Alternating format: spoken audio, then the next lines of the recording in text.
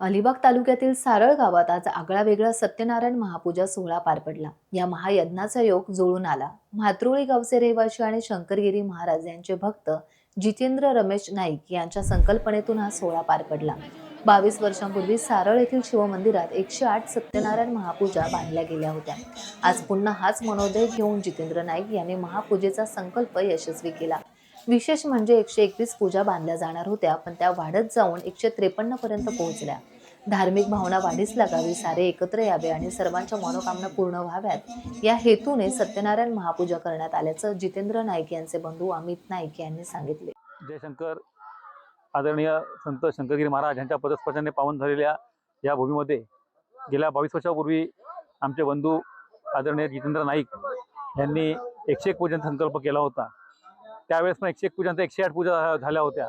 22 वर्षाने पुन्हा एकदा शंकरगिरी महाराजांच्या कृपेने, त्यांच्याच इच्छेने पुन्हा एकदा पूजा ठेवायच्या असं मानस आमच्या भावांनी जितेंद्र नाईक यांनी केला।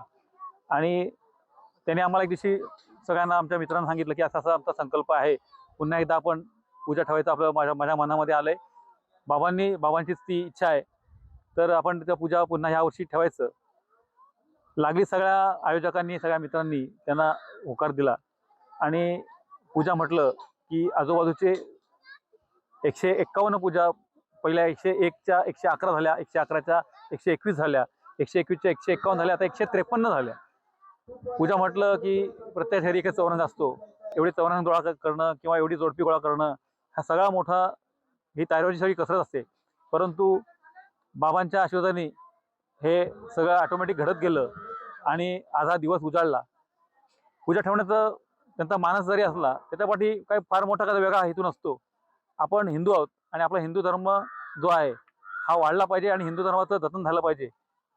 आपल्या धर्मामध्ये देवदेवतांची पूजा केली जाते आणि सत्यनारायण देव हा संकट जेव्हा आपल्यावर असतं, त्या संकटांना बाहेर काढण्याचं काम जर आपण सत्यनारायणाची पूजा केली किंवा सत्यनारायणाचं व्रत केलं तर त्यातनं आपण बाहेर येतो, असं महात्मा आहे।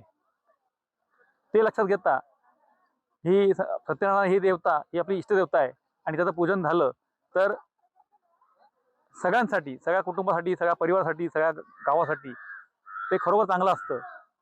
आणि त्याच्यामुळेच ह्या आजच्या 151 पूजाचं 153 पूजा आज झालेल्या आहेत। आणि हा एक संकल्प होता, त्याच्या पाठचा सगळा वेगळा काढता हेतून होता। ह्याच्यातून काय होतं की आपलं गाव एकत्र राहतं, आपल्या आजूबाजूचा परिसरातील लोक पण एकत्र येतो। आज तुम्ही म्हटलं तर जवळजवळ 25 गावातली लोक इथे पूजेसाठी आलेली आहेत, तिथली जोडपी आलेली आहेत आणि त्यातनं ओळखी वाढतात, एकमेकांचा बंधुभाव वाढतो आणि आपल्या देवाचं, म्हणजे आपलं देवाचं रक्षण झालं पाहिजे, आपल्या धर्माचं रक्षण झालं पाहिजे, ही त्याच्यासाठी मोठी भावना आहे। धन्यवाद। टाइम्स डिजिटलला लाईक करा, सबस्क्राईब करा, शेअर करा आणि बेल आयकॉन दाबायला विसरू नका। पाहत रहा टाइम्स डिजिटल।